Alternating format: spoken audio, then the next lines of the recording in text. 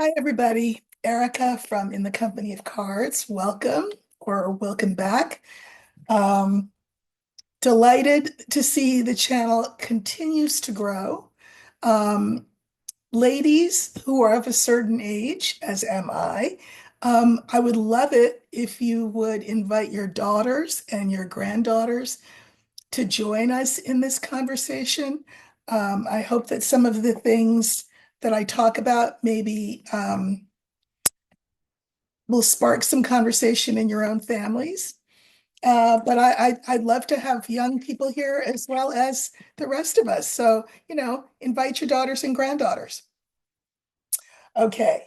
I'm going to say again what I said in my earlier 2-second video, which is that that scammer asking for donations to a Canadian orphanage, I think it is a scammer. I cannot police these things. If I see them, I can report them and I will report them and I hope you'll report them. But more to the point, ignore. Just ignore them. This is a thing that happens. Um, so, do your own due diligence, police your own self using your own common sense. And I'm not asking anyone for anything except that you bring your daughters and your granddaughters. Remember, take your daughter to work day. Yeah. Um, I did want to say a word in advance so you can, plan accordingly. Uh, at Halloween, I did an hour of personal readings. So I had someone, it was a live, a YouTube live, and I had somebody feeding me the questions because they were reading the comment section. And so my partner read me the questions and I answered them to the best of my ability. Obviously, this was back in October when my channel was much smaller. And that means that if all 19 plus thousand of you come, the number of people that I can read in an hour is still going to be the number that I can read in an hour. So why would you attend in the first place? Well, one, you could be one of those lucky ones whom I read. So there's that. Two, if you're interested in how this system, Lenormand, functions in personal readings on people's real life issues, it's a great tutorial to just come and watch. So I did that at Halloween, and I'm going to do it again on New Year's Eve. It'll be at 4 p.m. Pacific Standard Time because I'm in California. So, plan your schedule accordingly. I didn't want it to be too close to, that midnight hour. Um, so it's at 4 p.m. for me, which is, of course, 7 p.m. Eastern. And if you're in the middle somewhere or somewhere not in the States, you can do the math. But you're invited, you're welcome. Would love to spend an hour of my New Year's Eve with you doing personal readings. Speaking of, it has been such a delight to meet so many of you in person, so to speak, via Zoom, um, because you've contacted me for personal readings. I do those. Um, I think that for 2025, beginning in January, I'm going to open up 10 spots a month. So, if you're not one of the 10 who gets in that month, you'll get in the next month. Readings are half an hour or an hour, either one. And you can find information on that in the more section, right above this video, there's a little line there, and you just click more, and it will tell you how to contact me if you want a reading. One more time, I will not be contacting you to solicit my services for you. That's not going to happen. So, but you can certainly contact me and get a personal reading. But again, if you come New Year's Eve, you'll get a sense of how that works. I just pull 5 cards for each question because that kind of speeds things along. But I do think that people who received the readings felt that they got full and helpful information from those 5 cards. So I'm just inviting you to that. Okay. Um, let's see what else. Issues that I would like to look at today. There's maybe, I don't know, 5, I think, today. The first one. It's all the talk that this slaying of this United Healthcare CEO, his name was Brian Thompson, in broad daylight, early in the morning on a New York City midtown street. Um, he shot and then he ran off into the wilds of Central Park. I'm from New York, so whatever. The wilds of Central Park. And, there's some just odd things. So, for example, on the bullet casings were found the words, what were the words? Oh, I don't even know. Something like deny. I wrote it down and then I got rid of the paper. Anyway, there were 3 words, and so people are speculating as to whether or not he was a disgruntled policyholder who'd maybe been denied. Um, Police are saying that he doesn't seem to be a professional, although they seem quite taken aback by the fact that he used a silencer on the gun. Um, Now, United Healthcare has had issues, and some of them include things like insider trading.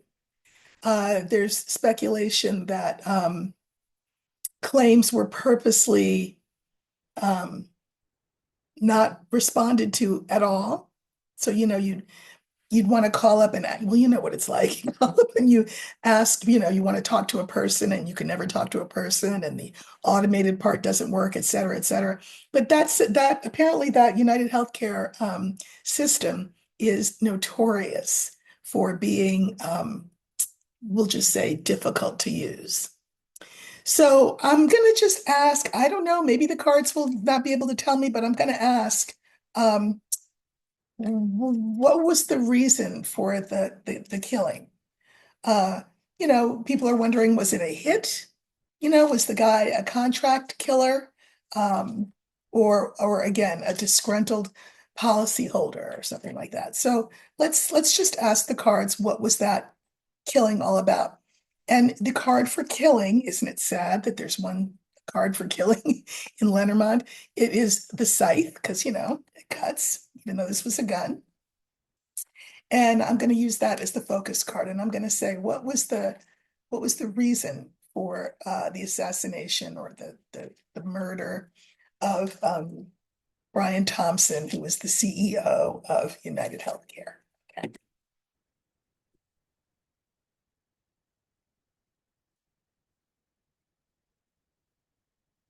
Okay, so we're looking for the scythe, and that will stand for the murder. And we just want to know, whatever the cards want to tell us about it.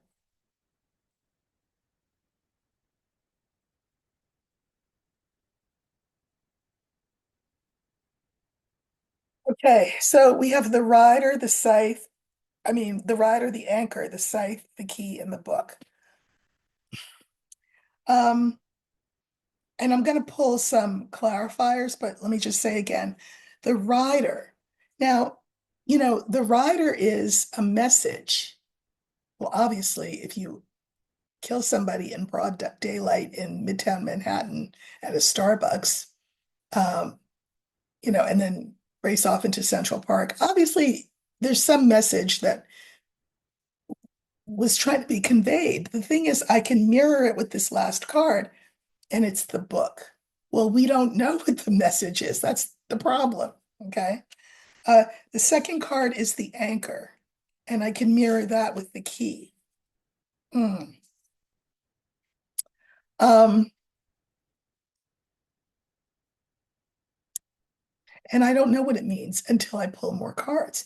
the thing is, the key is interesting, right? Because I always say that the key is the answer, but then the card following the key, of course, is the book, and the book is about things we don't know. So,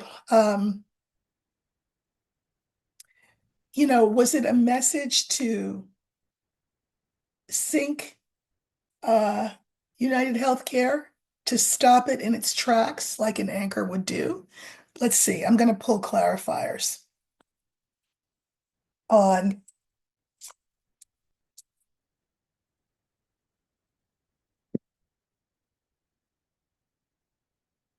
the anchor and on the scythe,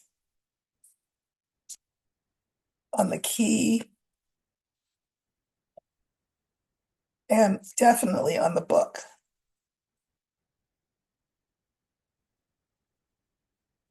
Okay. So, I could have pulled on the rider too, but it's all right. So, you know, this is our second card, the anchor. We have the crossroads, we have the star, and we have the snake. The snake is a problem. It definitely feels like some sort of warning. In other words, I'm stopping everybody in their tracks at this particular insurance company, and maybe at all insurance companies, because as you know, I mean, health insurance companies are again not the easiest to deal with. I'm just going to leave that there. So we have crossroads. Crossroads is about choices, maybe taking a different path, insurance companies, than you have taken before. Uh, in the future, moving forward, do things differently. I mean, we really have quite the antiquated system of providing health to our citizens. It's antiquated, it's expensive, it's very hierarchical, it's attached to our work a lot of times. And, you know, it's about, maybe you need to do things differently moving forward, or else there'll be trouble. Okay. Now, the scythe, that's the card in the middle, and this stands for the murder itself. We have mice, sun, and heart. Well, you know, the fact that it was done in a public way, it's not like somebody slipped something in his drink and he fell asleep and died in his sleep. He was shot in public on a busy street at a Starbucks. So I think that part of what the purpose was to do exactly what it's done, which is to instill in people fear.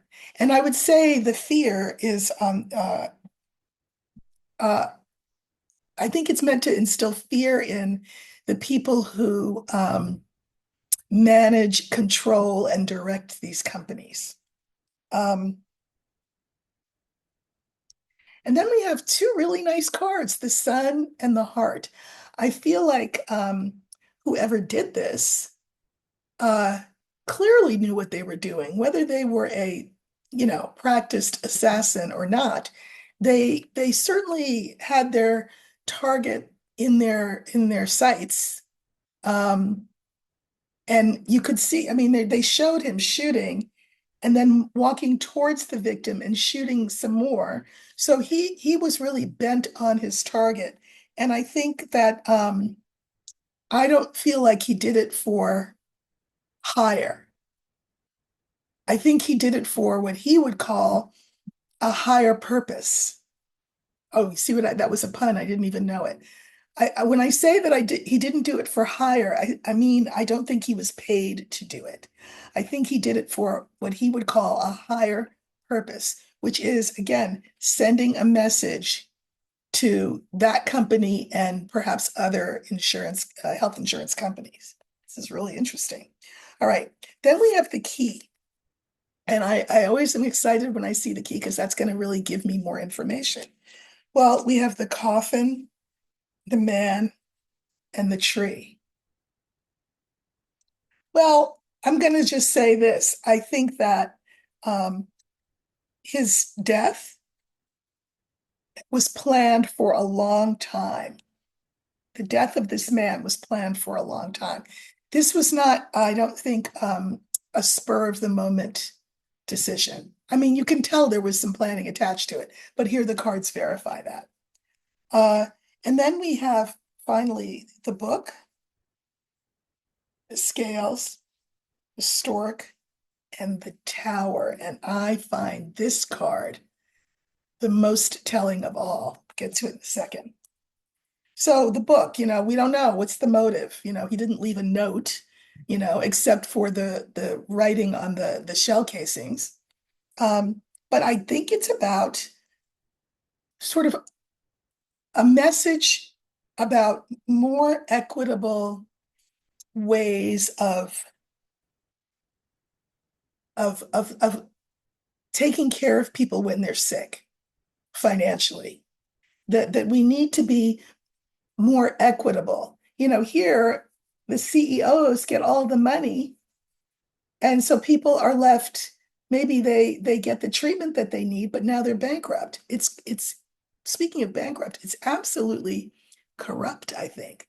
The way we do a lot of things, but not least of which the health insurance industry. And I think this person's sending a message that we need to do better, that you CEOs need to do better. Who needs to do better? These companies. The tower is the card for the industry writ large. Certainly that particular company specifically, but it's the entire health insurance industry. Do better. And then I can mirror the very first card on the left with this last card. This was a message to the health insurance industry. Certainly to that particular company, which was what's it called? United Healthcare, certainly to United, but I think to the industry as a whole. And even if it wasn't meant as a message to the industry as a whole, trust and believe all of those CEOs are going to now, henceforth, at the very least, make sure that they have bodyguards. I'm not saying they're going to review their policies, because probably they're not, but that is the intention of this killer. Okay, and I guess over time we'll get more information, but that's what I see on that question. Um,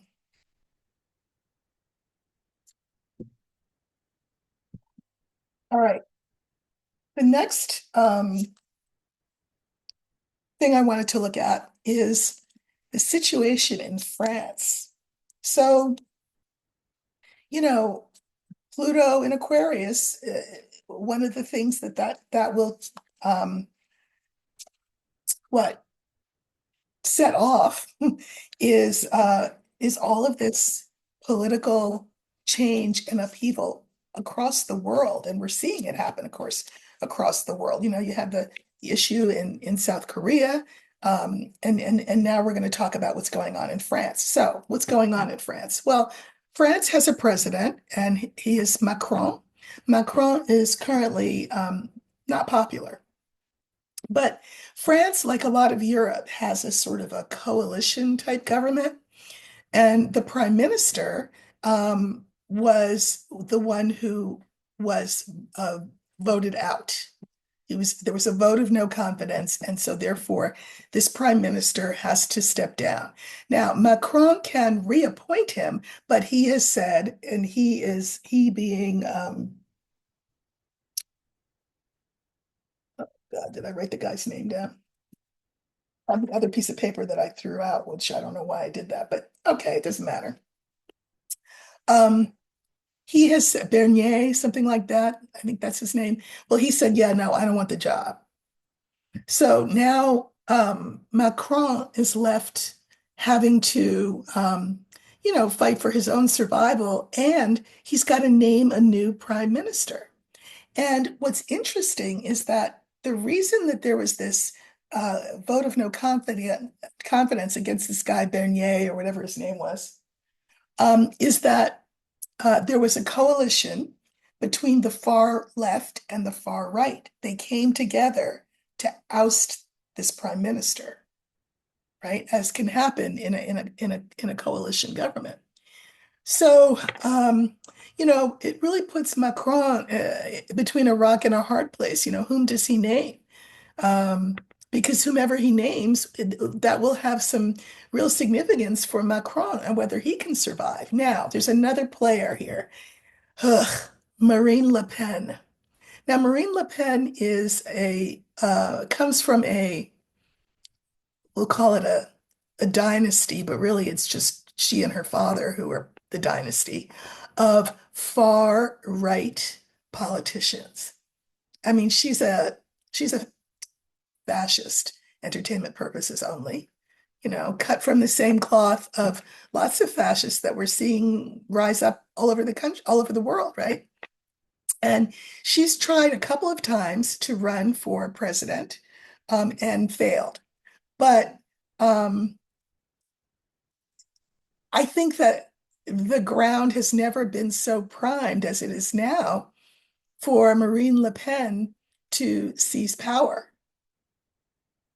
Um, and this would mean Macron would be out and it would be a far right government, very anti-immigrant government taking over in France. So I think what I want to ask is, what does the situation in France mean for Marine Le Pen? Yeah, because she really is the dangerous one, the one that needs to be watched. She's a rabid racist and a fascist, entertainment purposes only, and that's just my opinion. But let's just see what will this new situation of Macron having to appoint a new prime minister. What will that mean for Marine Le Pen's prospects, political prospects? Okay, and I'm going to use the older woman for her.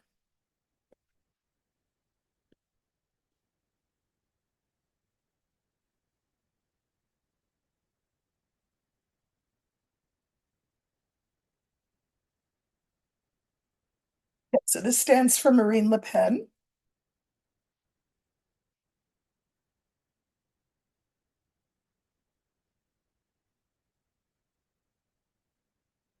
Okay, I'll draw a couple of clarifiers, but first, the rider again is the first card. We have the tree, Marine Le Pen, clover, and birds. And I'm going to draw some clarifiers on birds. Okay, so, you know, the fact that this ouster of the prime minister happened, what is a message? Um, you know, the status quo there is not as safe as they thought they were. Now, for a long time, this is the tree, Marine Le Pen has wanted to have control over the government for a long time. Maybe her time has come. And I say that because the next card is Clover. This may have seemed to us like it happened out of the blue. To Marine Le Pen, it's taken forever, but here is serendipity. Here she is. Santa Claus came early. And there's a lot of chatter, a lot of talk about her. And so I'm going to pull three clarifiers on the talk, the chatter. So we have the birds, the tower, which stands for government, scales card, and then the lily. Now, again, what is the talk? Marine Le Pen, should we put her in? I mean, there's a right wing, you know, wave all over the world. So it would make sense that that would be the talk. Should we put her in? It's being assessed. This is the card for, cost benefit analysis, the extra card that I put in the deck.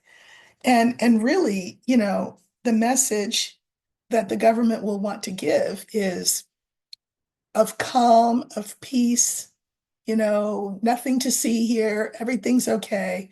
But that could be an illusion, kind of the illusion that we have lived under in the States for a long time. Everything's fine. Land of the free, home of the brave, apple pie, mom, Chevrolet. But you know, what lurks underneath is the thing. So let me pull a couple of clarifiers. Well, see, here's the thing. Why is she lucky? Like, where's the luck coming from? Well, we have the mice, the garden, oops, sorry, the garden, and the fish. She's lucky because, I mean, nobody likes their government to be in a state of upheaval or to have fallen or, you know, so people are anxious. And you know how people are when they're anxious, they want to be not anxious. These two cards, you can think of them as opposites. So these are the people, the garden, people, everybody. And fish is about emotion. So she can really, if she wants to, she could really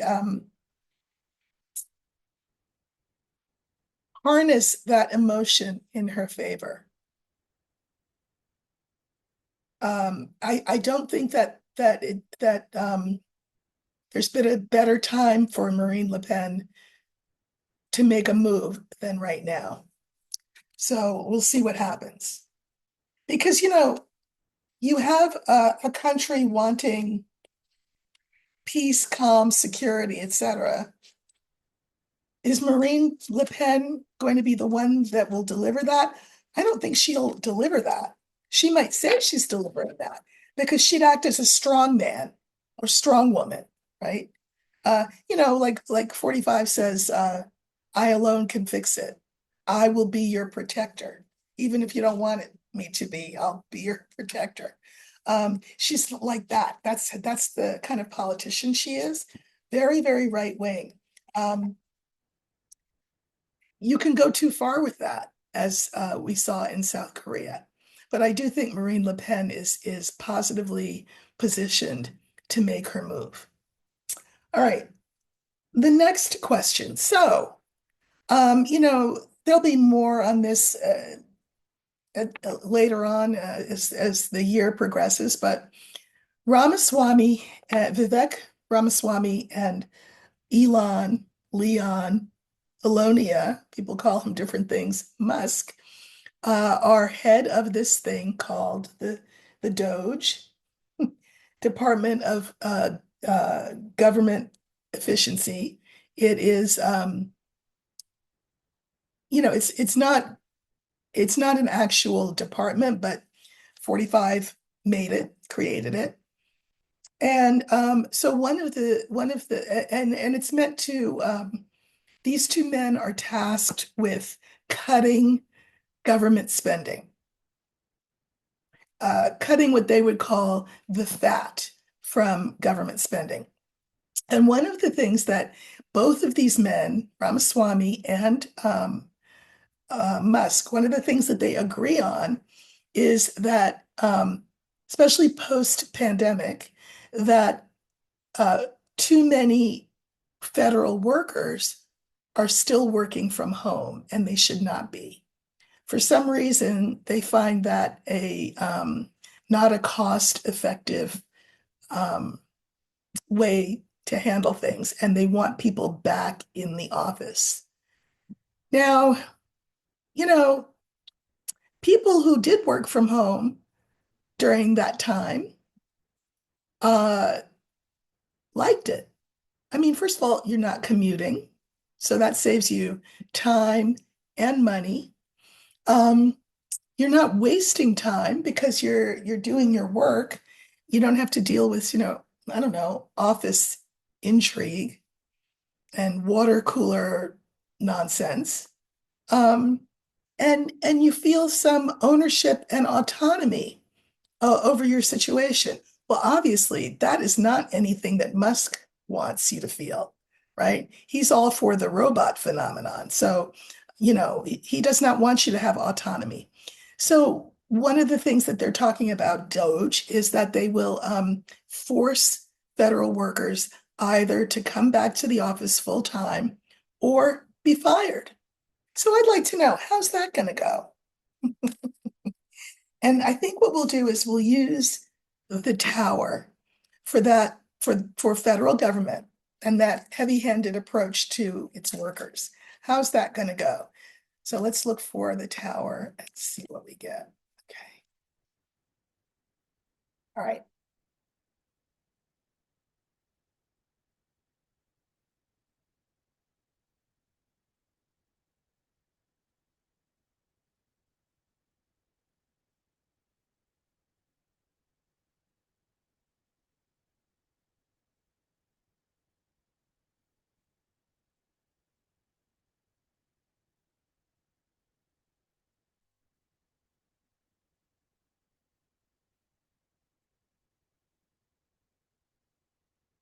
Right.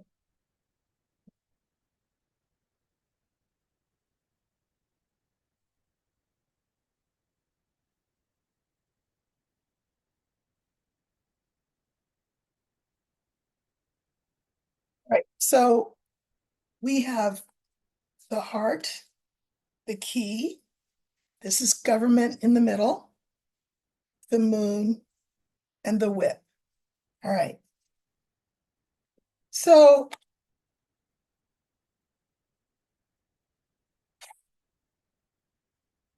you know, people go to work because they want to feel good about what they do, whether they're working from home or whether they're working from the office. But people want to not only feel good about the work that they do, they also want to feel appreciated by their employer. And being allowed to work from home has made people, I think, in large measure, feel appreciated. But there's the last card is the whip. There's a lot of disagreement about that, um, and disagreement between the powers that be and the worker bees. If you get my drift. All right. So how do you keep people loving what they're doing? How do you keep people productive? We have our key again, and that always makes me think, "Ooh, goody!" I'm gonna find the answer out. Tower, that's the government. The card that I can mirror the key with is the moon. And this is the card for, you know, feeling appreciated, feeling as though the work that you do matters. What other ways might the government show its appreciation for its workers other than, cracking a whip and saying you have to be here from, 8 in the morning until 6 at night. So I'm going to draw some clarifiers on the moon and the whip because I think those are the interesting cards in the deck.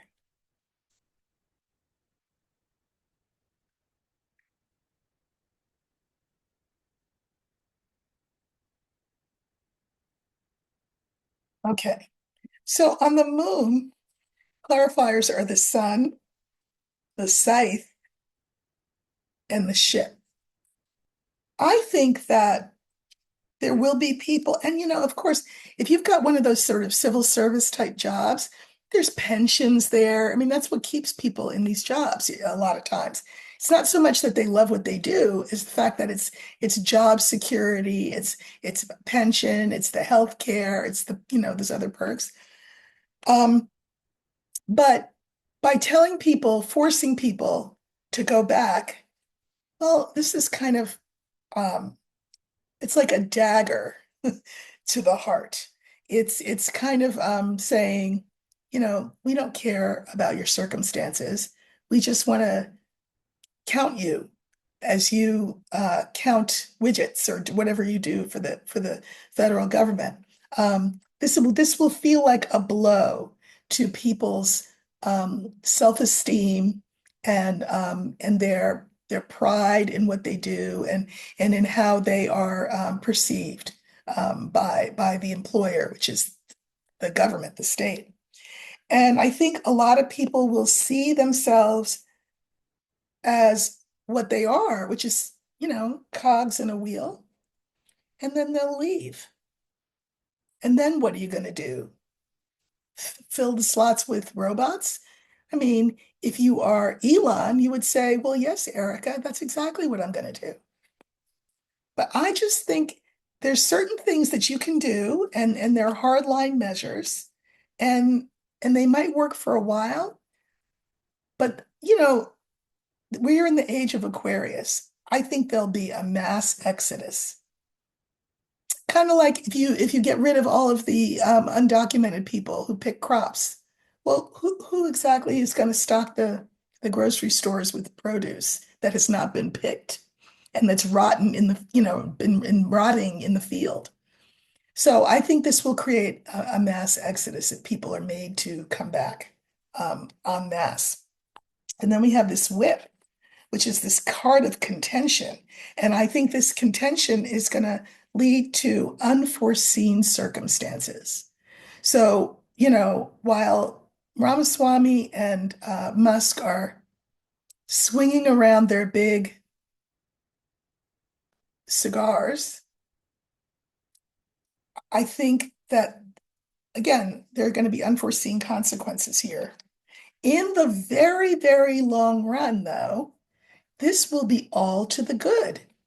There are so many systems that need to be changed up, you know, education, banking, health insurance, you know, so much um, that we will be sending a message. You've got to do better. And what do you need to do better? I can mirror this message card, the heart. You need to value the people who make this country run, who keep it going.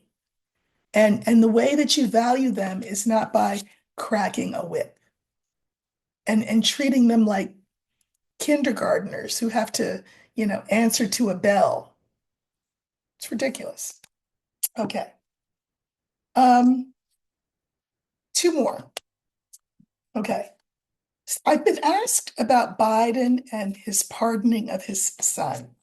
Personally, I have no problem with him having pardoned his son because I suspect that 45 and his band of retribution seekers would go after Hunter Biden for more and again for things that he didn't do. And so this blanket pardon uh, insulates him from all of that. And, I'm a parent. Biden's a parent. I think it's fine that he did what he did. Now, there are Democrats who are saying, yeah, yeah, I'm a parent too, and I get it, and I would have done it too. But the problem was he swore up and down that he would never do it. Well, I mean, okay, all right. And, and like, why are we being all pissy about that? I mean, I think there's other things we can be pissy about, like, oh, I don't know, continued aid uh, to genocide Gaza. Just saying, entertainment purposes only, YouTube. I think there are things to criticize Biden about, but that I don't think and then there are people saying, well, this just gives Biden, I'm sorry, 45 carte blanche to pardon whoever he's going to pardon. Do you actually think in your wildest imagination that 45 will not exercise the power of the pardon no matter what, regardless of what his predecessor does? I mean, come on. So I'm gonna say, I'm trying to think of what question I want to ask. Will what effect on things will Biden's pardon of his son Hunter have? What will be the effect of that or the result of that on anything? So I'm going to use the letter, and that will be for the pardon because I'm sure the pardon is a document that he signed. Okay. So, you know, aside from keeping Hunter out of further harm's reach, what will be the outcome of Biden having pardoned Hunter? So we're looking for the letter because that will stand for the pardon. There it is.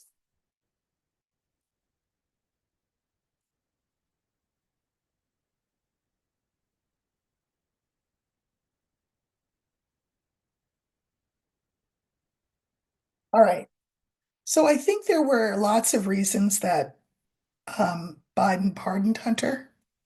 I think one of the reasons is, and I think this was a big one, I think he is concerned about Hunter's continued mental health and sobriety, um, because the fish is, you know, alcohol, that kind of thing, drug use, etc.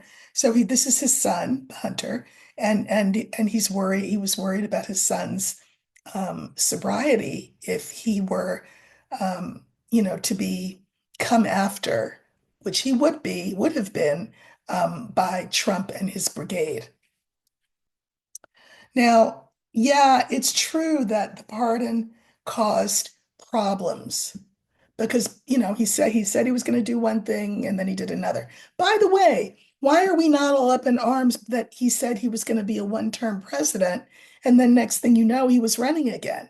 I mean, to me, that's a little bit more of an egregious, um, I don't know, act. Uh, I can mirror fish with snake.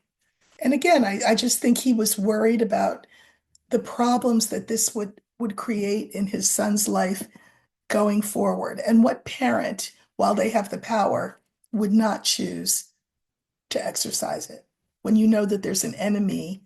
And the enemy, when I say enemy, I mean, you know, the incoming administration, entertainment purposes only, YouTube. He did it out of love for his son. And, I think people who want to throw a fit about it, I mean, let me suggest that there are perhaps better uses of your time. A viewer asked me to look at, and it was very broad the way they phrased the question. And so I'm just going to make a broad statement and then see if the cards agree with me. So the question was, could I look at the influence of China in West Africa? Why are they, why is China all over West Africa? Well, I mean, I'm not being cynical when I say there's good reason from a Chinese point of view why they would go to West Africa. The viewer did not specify which countries they were talking about, and I want to remind us all that Africa is a continent, not a country. But anyway, um, for example, Nigeria, there are Chinese moving to Nigeria. My DNA says I'm 25% Nigerian, so there you go. But at any rate, look, it's obvious. First of all, for years and years and years, since Mao Zedong, so I was a little girl, since the time of Mao, um, China had a one-child policy. They no longer have that policy, but they had it for, a generation. And what that means is that, it's a huge country, obviously. Their greatest resource is their people. And their population has now declined as a result of both the one-child policy, um, female infanticide, etc., that was big back then. And so they're left with a country that needs to be, run, right? I mean, you need people to run the country. So what does any colonizer colonizer country do when they are in need of manpower and natural resources? England, I'm looking at you. They go overseas and they plunder people and treasure. And that's what China's doing. You know, the continent of Africa is rich in natural resources and labor, by the way. So China is going to West Africa as a colonizer. Uh, you know, they go under the guise of not being colonizers, of course. They'll start schools and companies, et cetera, et cetera. But, they will be the head of those. They will decide policy and they will do the hiring and firing and all of the attendant sort of proceeds from whatever they do over there will go not to the uplift of the countries in Africa, but will be siphoned off back to China. That's just the fact. And I've been to China, by the way, so I know a little bit of whereof I speak. So let's just, but again, YouTube's not interested in my opinion. Let's look. Why is China all over West Africa? And by the way, I mean, America does the same kind of thing. It's just that, you know, uh, China has decided that Africa, which we all know America has already plundered of its people and its resources, that Africa is the place to be. So why is that? I think I'm going to let the cards, spirit, pick all the cards. Okay, this will be our last question. What is China doing in Africa? Now, of course, it will be under the auspices of, oh, we're trying to help them. You know, we want to lift them up, that darker race of people. Oh, sigh. Okay,